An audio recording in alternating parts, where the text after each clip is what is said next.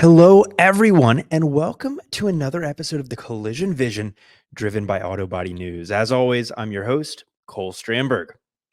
Today's episode marks a very exciting episode of the Collision Vision as the very first episode in our special series on technology within collision repair, titled very aptly Tech Transformation: The Future of Collision Repair. All month long, we're going to dive deep into the world of technology and technology only, giving you the latest tools and strategies to succeed, as well as a roadmap for the future of collision repair. Today, we're starting our series strong with a deep dive into collision repair software with Craig Stevens, Director of Solutions Delivery with CCC Intelligent Solutions. How can your shop use software to increase efficiency in production? What are some of the pitfalls with modern day software solutions? What does the future of collision repair look like from a software perspective? Let's find out together. Enjoy the show and welcome to our series on the future of collision repair technology.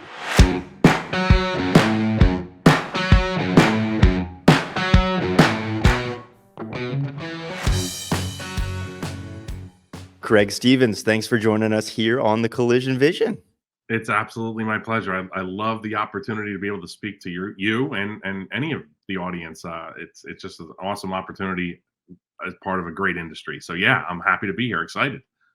Looking forward to a fun conversation. As you know, this is all about software and kind of a deep dive into that. I love your background. It speaks for itself, but rather than kind of just tee it up for you, I think your experience and perspective is going to come out throughout our conversation. So wanted to kind of start with, it seems there is an ever increasing importance of software in managing and optimizing collision repair operations. How has the role of software in collision repair evolved over the last few years in the industry? That's a great question. So I've been in the industry since 1993, and when I say that out loud, it seems a little startling to me. But yes, been in the industry since '93, so I've had the opportunity to see a lot change and a lot evolve.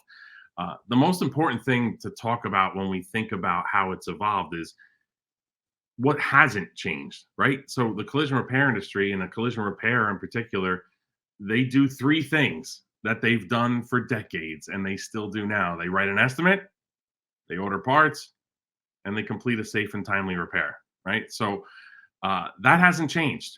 But what's changed is everything around that. The complexity of vehicle repairs, the world around us has changed, customer expectations have changed. So while we have that base and we have that everyday habit of we know we walk into the shop, we write an estimate or two or 10 or 20, we order parts on those jobs, and all the while we're completing safe and timely repairs on those estimates and on those parts that we've ordered. But everything around us has changed. Now, if you don't mind, take a step back from that and look at it at scale and think of that as 20 million claims a year happening and tens of millions repairs happening every year. Software has to come into play at some point and help build efficiencies, help make our jobs a little bit easier in the collision repair industry. And that's what it's doing. Smartphones. Everybody's got a smartphone in their pocket. I joke about this all the time, although it's not a joke. I was at a concert, standing there, thousands of people. Bruce Springsteen's on stage, the E Street Band, and the guy next to me for the first hour of the concert recorded Bruce on his smartphone, looking at a 2-inch screen for 1 hour straight, while the real Bruce Springsteen was right there on stage. I bring up that story because that's the world we live in. People are on their smartphones. So how can we use smartphones in the collision repair industry? And we do. There's amazing technology there. There's the ability to scan barcodes, start a work file on your phone, lead with your phone. I know in the Instagram world we live in, people like to say, start with your phone, lead with your phone, or the phone eats first, right? And that's no different in the collision repair industry. You walk out, you have your phone on you, you scan that barcode, you take your photos, and now, you could use AI to start an estimate. So that's some of the tip of the iceberg on how the industry has evolved and software has evolved. But the important thing, and I'll say it again, we still write estimates, we still order parts, and we still complete safe and timely repairs throughout all that change. Man, you touched on so much, and we'll dive into a little bit of AI later in our conversation. We won't dive too much into Bruce Springsteen, though. Love that reference. I saw him in Wrigley last year. Awesome concert. Tried to keep the phone away as much as possible. But zooming out from a software perspective, what are some of the more like important functions that you're seeing modern software optimizing their performance with? So there's a lot, like there's a lot. There are a lot of companies out there, all different companies, not just ours, a lot of different software companies offering all sorts of solutions. And it's an amazing period of time. It could be challenging. You go to a show like SEMA and there's just hundreds and hundreds of vendors with all different solutions. Um, some of the things that I think of right now, critical for today's shops, would be solutions around diagnostics, scanning and calibrations. It's a different world we live in. 10, 15, 20 years ago, you weren't seeing the ADAS features, you weren't seeing the radars and lasers and cameras on cars that you see now, and backup sensors. Uh, it's essential that shops have some type of solution, some type of process and solution in order to understand the diagnostics around the cars that they're repairing.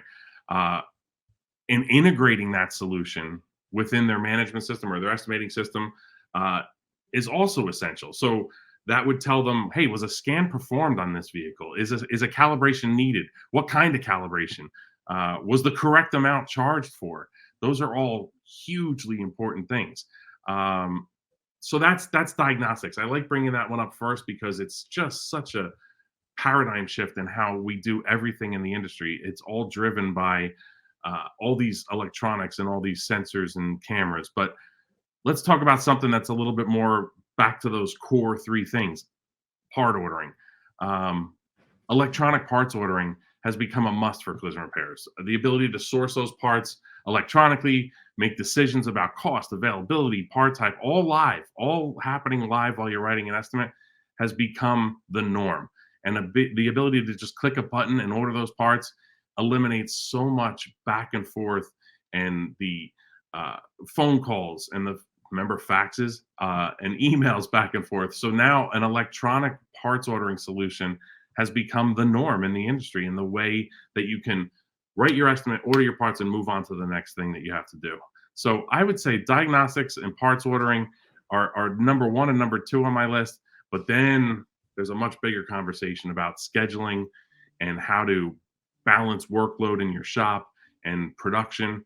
And those are all amazing things that have to be taken into consideration in a management system and how you work throughout the day. Well said, and covered a lot there. And I think we'll dive a little bit deeper into it.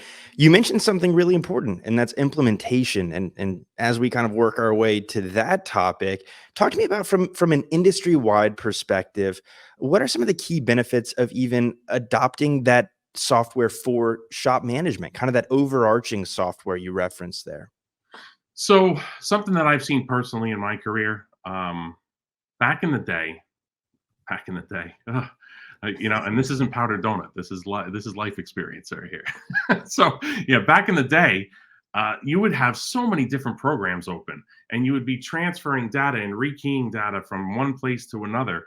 I think now having a management system that's a single unified platform, one place where I can integrate with other solutions, but have my people, my employees, my estimators, my production managers, my parts managers, my CSRs, if I could have them all in one spot throughout the day, as opposed to all this back and forth and exporting, the more I move around and the more I have to move that data around, I'm losing efficiency, but I'm also increasing risk. I'm increasing risk of loss of data or incorrect data. So single unified platform integration is tremendously important. Building and delivering software for this ever-changing world is something that we do every day, and listening to what our customers need is how we get there. a solution needs to be in sync with so many different things in this industry. When I say in sync, I'm saying you have the customer, you have the car, you have the manufacturer, uh, the carrier, your vendors and suppliers. It's your employees. There's a lot to be in sync with. So having one platform that you can sync all those people, all those experiences, all those entities all in one spot and have like a single source of truth is essential. Makes total sense. And for all the evolution we talk about in our industry, it's amazing to me how many people are doing business on hard mode, not taking advantage of some of the resources that are presented to them. My wife is actually a technology consultant, so the implementation conversations close to my heart. I understand some of the pitfalls there, and the fact that it's not always one size fits all. If you're a shop owner today, kind of putting on that hat, what is your thought process as you're evaluating potential software solutions and implementation solutions as well? Geez, when I put that hat on and I go back to that seat, before I even get to the point of sale, before I'm even going to sign something, I want to know, what does that implementation process look like? How easy will it be for my business? What does support look like after? So after I'm implemented, the signed on the dotted line, what does it look like 3 months out, 6 months out, a year out? Um, in conjunction with that is, are you going to be able to show me and all my people how I could best utilize this tool?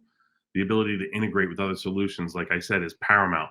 I want to be able to reduce the duplication of process. I don't want to have to rekey data. So in this implementation process, are my people going to be able to learn how to most effectively use this tool so they can do their jobs every day? So yeah, if I put on my manager's hat or my owner's hat, the first question I'm asking is, all right, talk to me what this implementation process looks like now.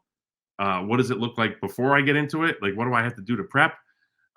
What does it look like once I sign on the dotted line and we start rolling? And then what does it look like in the future? Well said. So, keeping that hat on a little bit, really half and half of your current hat and that shop owner hat, what are some common challenges and pitfalls that shops face when it comes to new software implementation and, even more importantly, potentially new software adoption? So I think a big word that we hear in the industry now is data, right? There's so much data moving back and forth, and data policy is important before you implement new software. So understanding what that data policy is and where that data goes and ways that I can protect that data. Uh, let's be honest. Despite so many of us in this industry embracing software so deeply, there's still a lot of paper. you know, is there truly a paperless environment? But the more you control what gets printed, you reduce your vulnerabilities and your risk. I used to laugh because we would be so concerned about our data electronically, but meanwhile, is there an estimate sitting on a dashboard that can be viewed through a windshield? Is there an estimate blowing around the parking lot or in the garbage can with people's information on it? Data is hugely important, and where it goes and how it's handled. Um, this is a topic that I could go on and on about, and it's an important topic about data, but we'll have to table that. I would love to come back someday and we could talk more about all of that. But uh, a word of advice to everybody is, any software, whatever software you're using, just make sure you understand where your data is going. If you have export paths and stuff is going out to a folder, make sure you understand what programs have access to that folder and where that information goes after it's been exported. You'll learn a lot, and then you'll feel a lot better for it, knowing that you have control over your data. Man, kind of counterintuitive there, where I think there's so much concern over data privacy online and getting hacked and all that stuff. And I know there is validity there, but to think of it in that way, I think is very, very different. And I want to dive further into data privacy, but before we do that, talk to me a little bit. I put my former operator hat on, and my previous company implemented a CRM software, and very, very tough to get buy-in from employees beyond saying, here's the benefits, just please use it. What are you seeing there when it comes to adoption among employees? And is that a training issue? How do we get that buy-in to happen? I love this topic. Change, right? That's what we're talking about, and embracing change, understanding that you need to change, embracing it and adopting it. Those are all very different things. I'll tell you, I'll give you a little anecdote. So when I speak to audiences, I bring up a slide. It's a blank white slide, and I say to them, "All right, let's go to school for a minute." Like while we're talking about all these amazing technological advances and ways to do things differently, we're talking about change. But let's go to school for a second. I bring up this slide in front of an audience of collision repairs, and I click the button, and the first thing that shows up all the way on the left is a Polaroid camera. And you could hear people react right away and they laugh. So back when I started in the 90s, uh, Polaroid cameras, like, and you go out and buy packs of film, $1 a shot, 10 shots in a pack. And that's how you did business. You took pictures of your damage in Polaroids, right? Then I click the button again, and the next picture pops up, and it's a Sony Mavica, which was so innovative at the time. It was a camera that you would hold like this, and it had a floppy disk that went into the side. So you would go to shops that had the Sony Mavica, and they would take pictures on that disk, and the disk would stay with the car. It would be dropped into the folder, and then the car would make its way around the shop through the repair process. And at the end, the estimator or the production manager or the manager would take that disc out and load their photos in. Uh, Everybody loves that little story when they hear about the Sony Mavic because it brings them back. The next picture, when I click the button again, is the silver Sony digital camera. And I laugh about this with everybody in the room because I said, now I know some of you, and I've been to your shops, and this exact camera is still sitting on your desk. Maybe it looks a little different because it's got yellow painter's tape holding the battery door shut. But how many of you have this Sony digital camera? And I get a bunch of people raising their hands. Then I click and we see a tablet. And I said, the tablet you would think would be so far advanced, but the tablet had a short lifespan in the collision repair industry because we quickly realized, is the tablet really much different than a clipboard in terms of size? It is different because it's way more expensive if I drop it. But now I click the button one last time and I tell everybody that we all have these computers in our pocket, these smartphones. And this is the evolution. So from that Polaroid to a smartphone in our pockets, wherever we are, day and night, good or bad, we have the ability to be connected. We could be in the back lot. We could be at a service drive at the dealership that we do work for. It doesn't matter where we are. We can affect a work file and create an estimate, or at least start to create an estimate on a smartphone. In 93, we were taking pictures in Polaroids and putting them in plastic sheets. So once I get through that class, there's a whole lot of people in the room that are like, oh, you know what? Yeah, we did change. We didn't even know we were changing necessarily. We didn't really give it much thought, but we changed. So getting your employees to embrace change has a lot to do with teaching us about where we've been and what we did in the past, handwriting out of books, and doing the math and sitting there with a calculator versus AI assisted mobile jumpstart estimates on a smartphone. Understanding the past and understanding that we've all changed and that we're all consumers and we all change as human beings. That's no different than what we do within the four walls of a collision repair. We change and we need to change to adapt. Well said. And I think we'll get a little bit further into this later in our conversation, but everything else around us in this industry has changed, including maybe even primarily the vehicles we're working on. I want to give you a little bit more of a platform on one of your favorite topics in data and talk about that security issue on the screen, on the computer. We hear so many stories, horror stories, really, of hacking and ransomware and all that stuff. When it comes to software and using that within your shop and having so much of that in the cloud or online, how can we defend ourselves against some of these common security issues? So I'm not an expert from an IT perspective. I encourage everybody to find solutions that work for them in their business, right? So what does that mean? Is it a location that has several desktop computers and maybe a laptop? Is it a location that uses a server and their software is all installed on the server? I strongly encourage everybody to make sure that they understand what they need to do to protect their information, their software, all within their four walls. When it comes to solutions like ours, like CCC One and the management system of CCC One, you said an important thing. Everything's up at the cloud. So whether I start that work file on my smartphone, whether I go into the web, ccc1.com, or whether I'm doing it on my desktop, when I hit save, that information's up at the cloud. And now there's a responsibility, and that's what our data policy states. There's a responsibility that we've uh, committed to in that data policy as to how we're going to protect that data. Um, Shop owners, shop managers, they have access to their data. They have the ability to run reports. Now they have the ability to run reports that are back 7 years, so they see that data. But when you talk about specific threats or hacks, there's two very different things. There's leaving my computer somewhere open, and somebody walks up, a bad actor walks up and now has access to that data. But then there's also the infrastructure in that facility as to how they can protect it and what steps they take. So there's a cost, right? There's a cost associated with that, and that's something that everybody, I strongly encourage, should be looking into how to do that. But I will reference back to my earlier statement. While you're worried about all that, and while you're taking care of all that, and while there's a cost associated with technology to prevent hacks and firewalls, uh, don't forget that there's paper, and there's paper laying around, and it's such a wild contrast of uh, technology versus paper, but they're both risks and they're both vulnerabilities. Absolutely. Absolutely. We've covered so much of the past in the industry. We've talked a lot about where we are today, and I want to bring that home in a couple minutes as well. But one of my favorite topics on the collision vision, regardless of individual subject, is the future.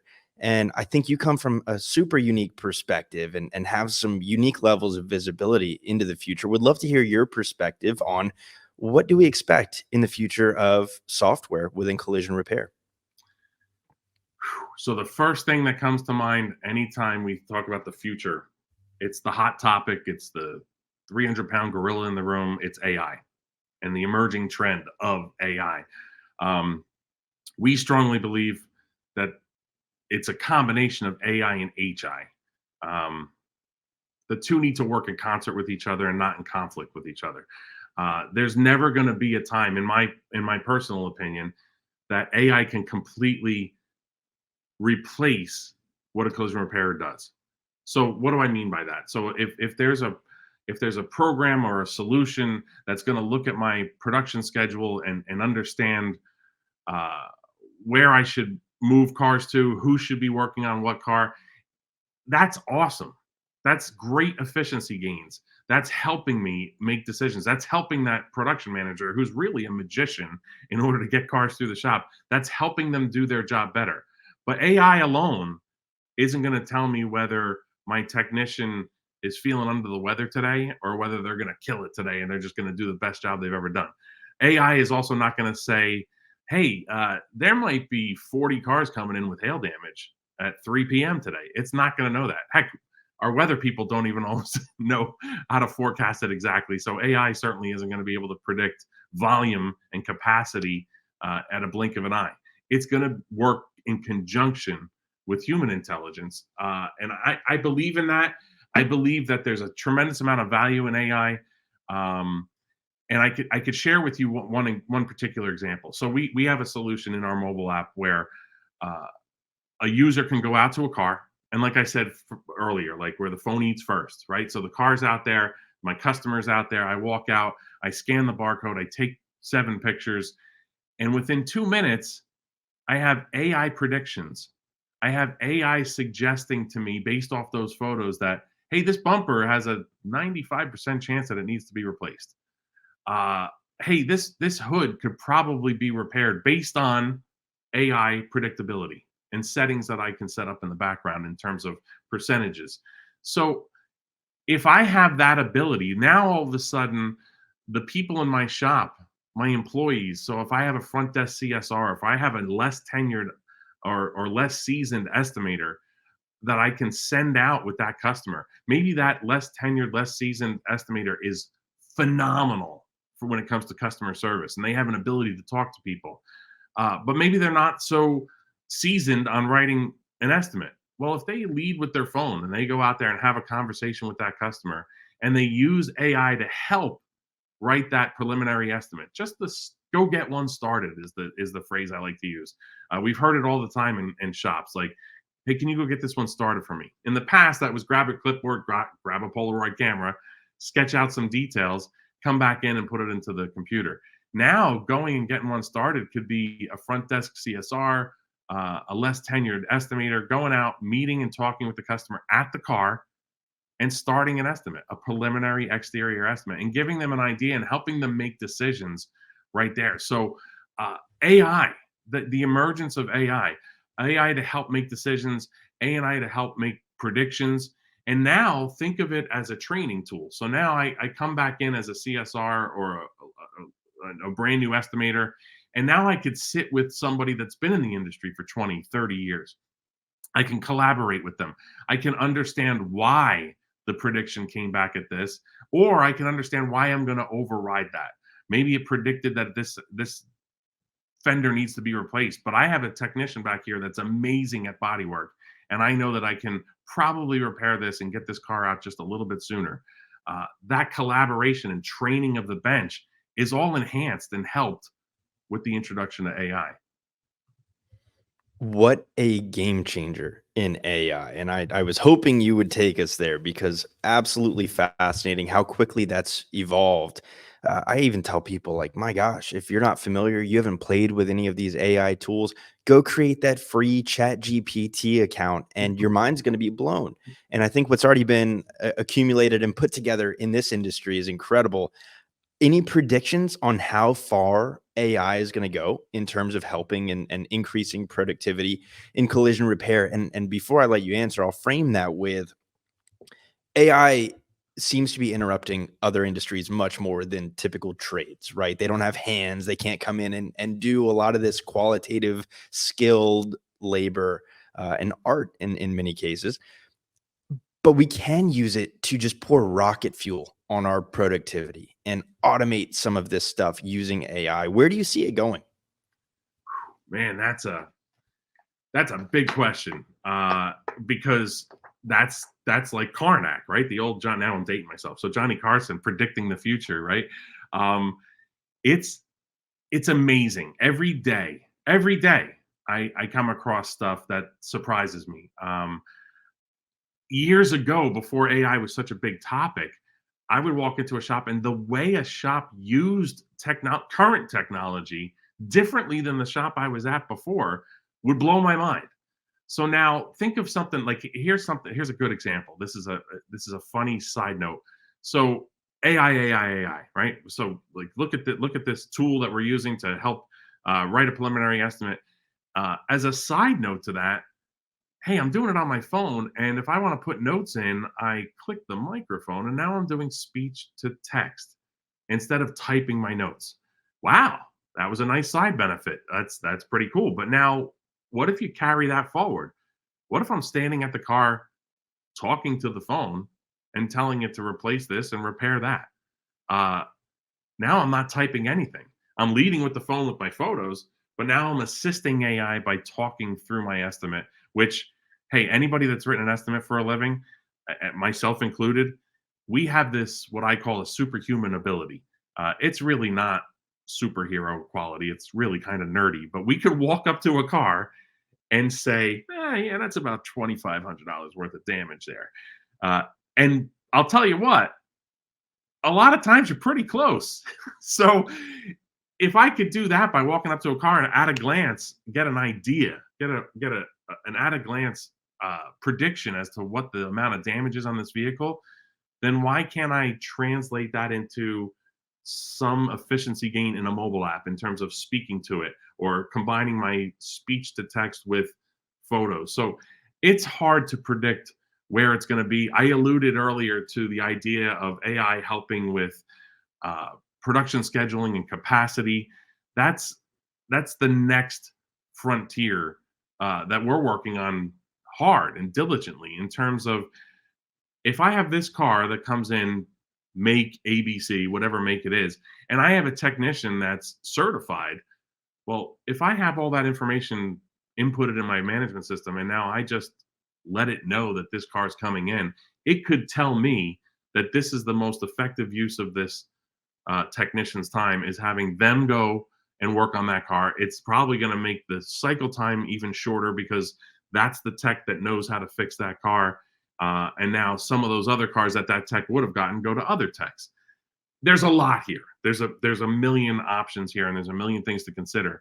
But that's what I see as the next step into the future in terms of the use of AI to help us make those decisions, to make that production manager's job just a little bit easier in terms of, how do I get this car in and out? How do I complete a safe repair in a timely fashion?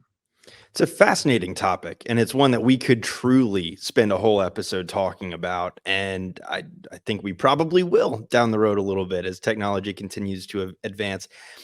Moving back to the present, when we're talking about shop owners determining their software solutions, so much of it is around efficiency.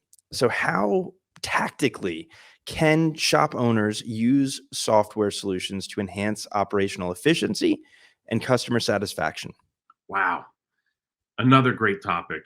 So, and not to talk about my company exclusively, because I'm sure that others have this similar situation. But when I lay out all of our products onto a screen, and I divide it up into three columns: pre-repair, repair, and post-repair, and I see where those products all land, it always amazes me how many products line up in the pre-repair column. Why is that important? These are tools that are helping shops with marketing and capture, and things like open shop assignments, where shops, even if they are not on a DRP program, are getting electronic assignments from carriers. Photo estimates, where they have the ability to be closer to the point of impact than ever before. Customers could have an accident right now, take photos and have them in that shop, and the shop could be looking at those photos and triaging that damage and becoming the trusted advisor to that customer within minutes of the impact. It's crazy.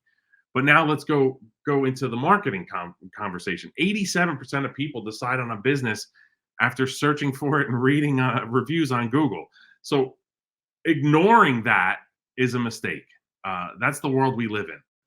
For example, like people listening right now, and I can't hear you if you answer, but how many of you have decided on a product on Amazon based on the reviews? Or how many of you decided on what restaurant to go to based on the reviews? It's almost all of us. When I ask that Certainly question, me. right? And when I ask that question in a room, almost everybody raises their hand, because that's true. And here's probably the most profound thing I'm going to say, and it's also the simplest thing I'm going to say. Don't forget that we are all consumers too.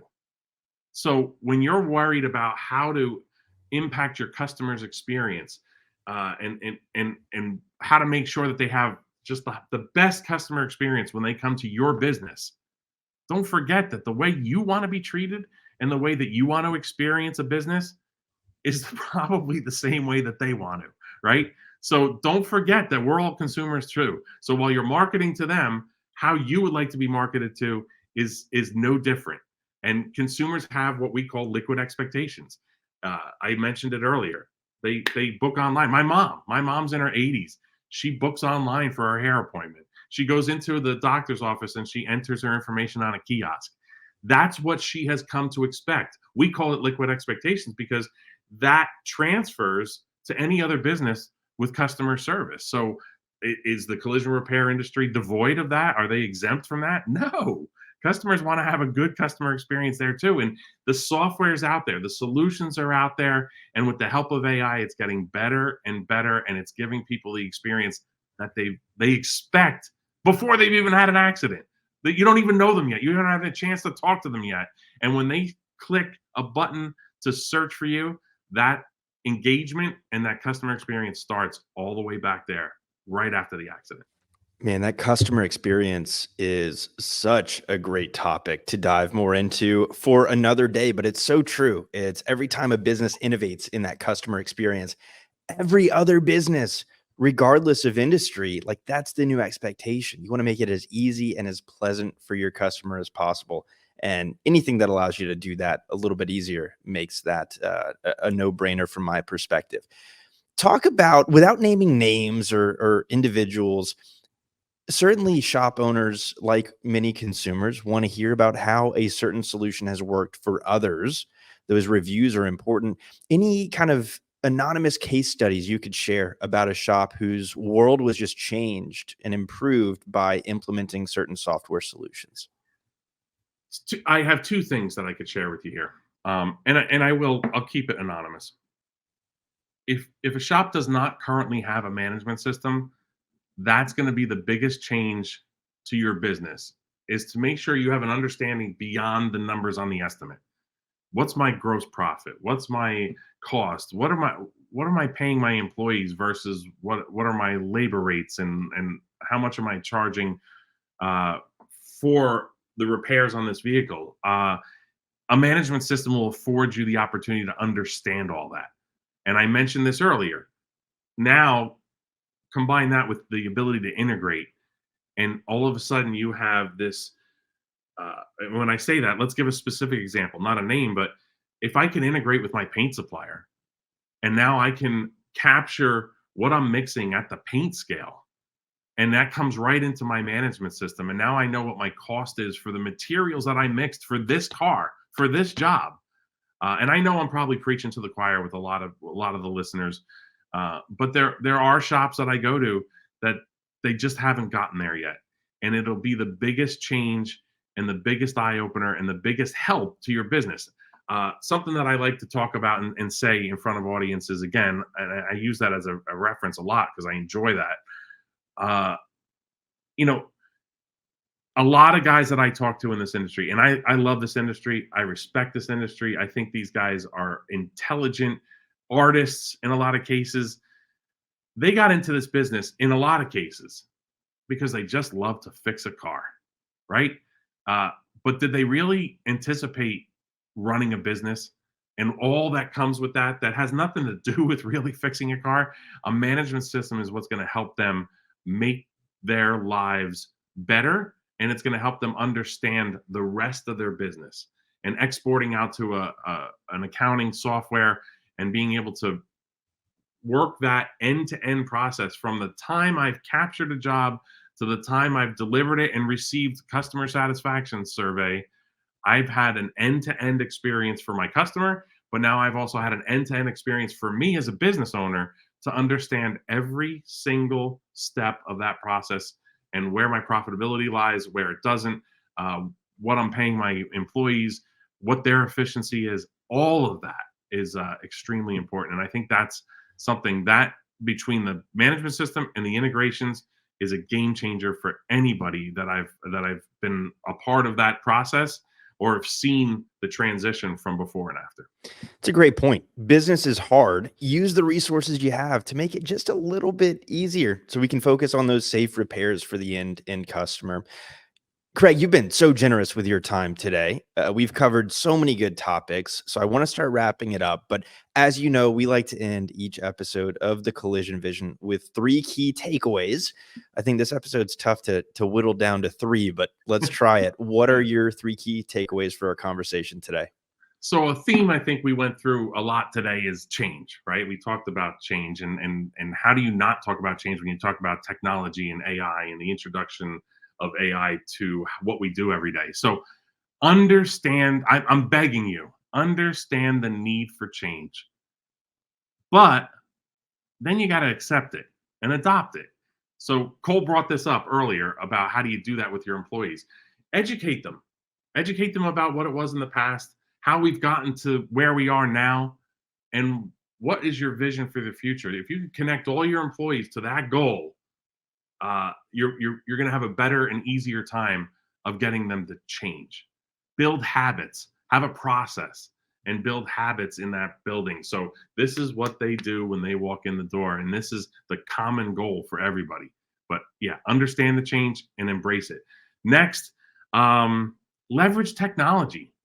All of us, not just the collision repair industry, but we all have a responsibility to leverage technology to provide customers with an experience that they already expect.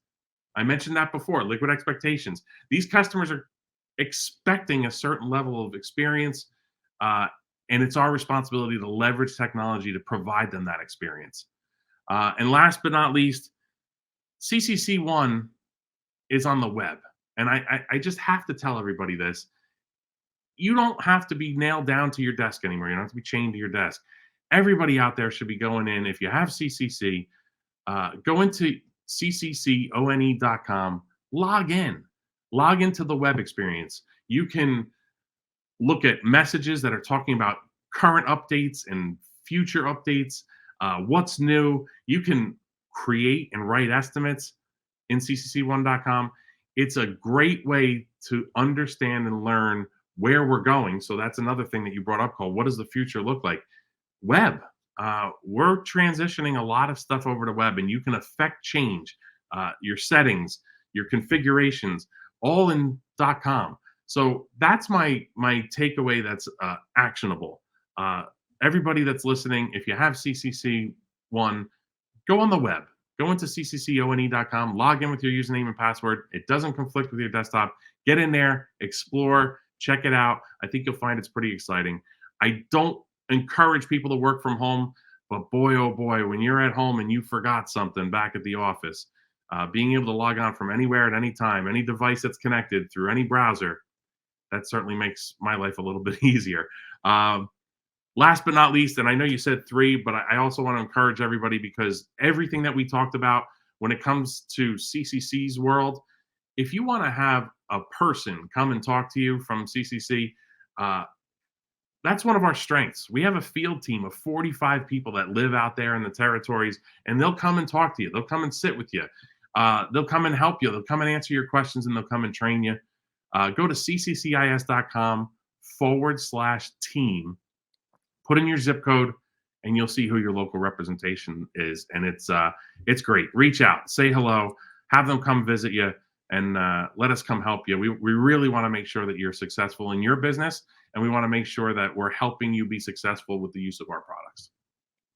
Craig, where can people contact you if they want to learn more? We'll be sure to incorporate that link in the show notes, by the way. So anybody who's listening to this on the road, don't worry, click the link in the show notes at your convenience. That's great. And I'm a big fan of QR codes too. Like, I'll throw up a QR code, and it's so funny when you put a QR code up, people are like lemming. They just all of a sudden they pull up their phone and they just know that they're supposed to scan. There was a commercial, I think, last year on the Super Bowl, and all it was a QR code, and millions and millions of people just they didn't even know what it was for, but they had to take out their phone and scan their QR code. Present company included. Again, hate to admit that one. I'm sure. Hey, my mom in 80, she's got an iPhone. She got a book called iPhone for Seniors, and now, like, I'm getting emojis, and I'm sure she knows how to scan a QR code too.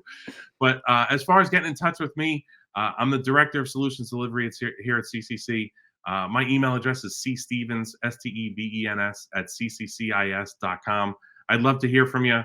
If I don't have an answer for you, I could get you to the right people. Like I said, we're very proud of our field force. We got a whole lot of them out there that are just begging to talk to you. If it's something that we could have a conversation about, why not? Give me an email, and let's talk. Fantastic. I'll incorporate those in the show notes as well. Craig, we covered so much great stuff today. Really appreciate your time. And thank you so much for joining us here on the Collision Vision. Cole, it's been a pleasure. I enjoy this thoroughly. You've been a great host, and thank you so much for your time, and thank you for what you do. The podcast is great. I hope everybody enjoys all of the episodes and not just this one. Thanks so much, Craig. Thank you again to Craig Stevens with CCC for joining us on today's show.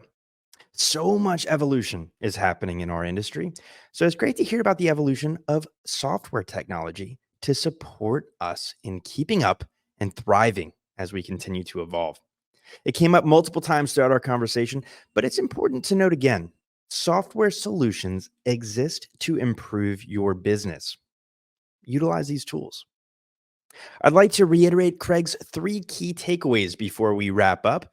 And those are number 1, understand the need for change. One of the quickest evolving industries I'm aware of. Support the adoption of change and new technology with education and sharing your organization's vision for the future with your team. Process is so important, and ensuring everyone is rowing the boat in the same direction and fully buying in is so vital. Number 2, leverage technology to provide for a great customer experience. Craig mentioned customer expectations and experience multiple times, and it's so key. The expectations are only increasing, and technology can help ensure you meet or exceed those increasing consumer expectations. Lastly, utilize web based solutions.